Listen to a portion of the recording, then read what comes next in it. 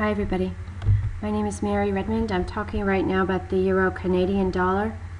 So this should be an interesting pair to watch for this week, not only because of the news that's coming out of the Eurozone, but also because there's a Bank of Canada interest rate decision tomorrow.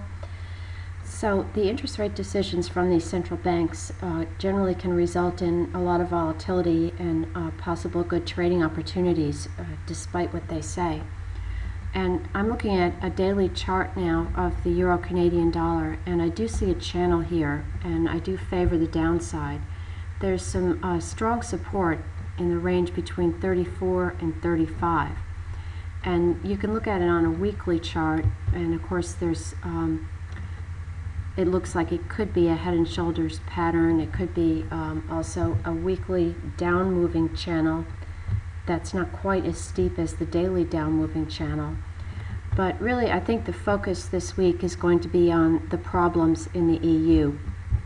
And the headlines are very concerning. We're seeing a spike up in the Euribor rates continue. And that's the overnight bank lending rates within the EU. It's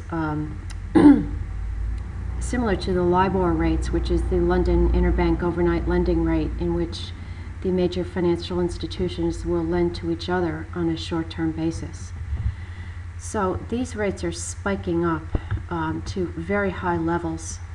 The Euribor rates for the 3-month climbed to 0.84%, and which is the highest level since last August. The shorter one-term rates rose to 0.510%, and the 1-year Euribor rates inched up to 1.363%. So the overall level of cash and money markets in the EU has more than halved since the banks have paid back their $442 billion in euros to the ECB. So this is a real problem, because what everybody's afraid of in the Eurozone debt crisis is if we have some type of a credit crunch. And the people who are watching the credit markets after the collapse of Lehman Brothers, we saw a major spike up in the LIBOR rates, and bank lending basically froze up, which is a threat to any economy, because it means that small businesses can't get financing from banks to continue. Even large businesses find that their interest rates spike up, and it causes what could be a credit crunch. So while this hasn't happened on a full-blown scale yet in the EU, it's a very real concern for the policymakers. And the rise in the credit spreads, the rise in the bond yields on the Italian and Spanish bonds jumped. They've been going up all week, and they hit fresh Euro records this Monday. So this is, a situation which could cause more severe problems in the EU, and the European Financial Stability Fund may not have sufficient resources at this point to bail out other countries which need additional capital.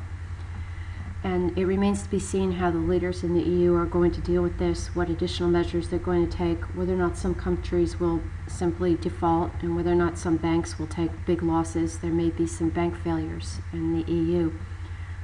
Whether or not that it remains to be seen how they deal with this problem, but it's also possible either way in the next few months we may see a loosening of liquidity from the ECB, similar to what the Federal Reserve did in the US after the subprime mortgage crisis. You might see the ECB actually lower rates and pump more money into their markets just to reduce the credit spreads. That's also a possibility too. But either way, I think there's going to be a lot of downward pressure on the euro. And that's why I think that this downward trend in the Euro-Canadian dollar is probably going to continue. So shorting the euro against these commodity currencies like the Euro-Australian dollar or the Euro-New Zealand dollar, that can be tricky, because what happens when there's a move to risk aversion and the stock markets start going down, the volatility index starts going up, then these commodity-based currencies also start going down.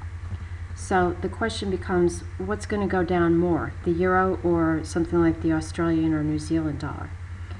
Well, that's a very interesting issue. And right now, the reason I like the EURCAD is primarily because the Canadian dollar has adopted over the last few years a much lower level of volatility than the Australian or New Zealand dollars.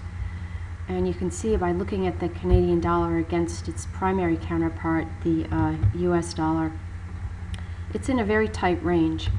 And when you see spike ups in market volatility, you don't really see much movement from this pair. It's essentially a very low volatility pair. And you can look at it against some other pairs, and you can see that the Canadian dollar is actually a very stable currency, and it may be attracting some inflows as a type of safety currency. So you also have the possibility of interest rate hikes from the Bank of Canada. Now, some of the banks in Canada have predicted that there will be interest rate hikes from the BOC. But Mr. Carney has also come out and said that he has expressed concern about the rising credit yields in the European area, and he may talk about holding off on interest rate hikes for a while in Canada because, of course, you know, a big crisis in Europe can spread everywhere. So I would listen to what he says, and if the market interprets what he says as being somewhat dovish, I would look to short the EURCAD pair on a move perhaps to the top of this channel, which would probably be in the range of 35.50, maybe even 36. Because ultimately I don't think there's going to be too much of a change in the general outlook from the Canadian Central Bank. They'll probably be on hold for a while. Their main focus is inflation, which means that there may be a couple more interest rate hikes this year. But the real fear and volatility is coming from the Eurozone. And there are also some news reports that some of the countries are starting to disagree about how the bailouts need to be structured. And either way, there's going to be some real problems going forward that can't be resolved very quickly. So I do like this pair to the short side. All the technical indicators look like it's going down. And there may be an opportunity to get the EURCAD on a spike upward.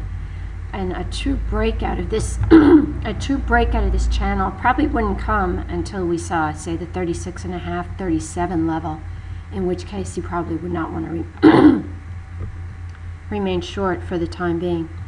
But in the meantime, I do like EURCAD here to the downside.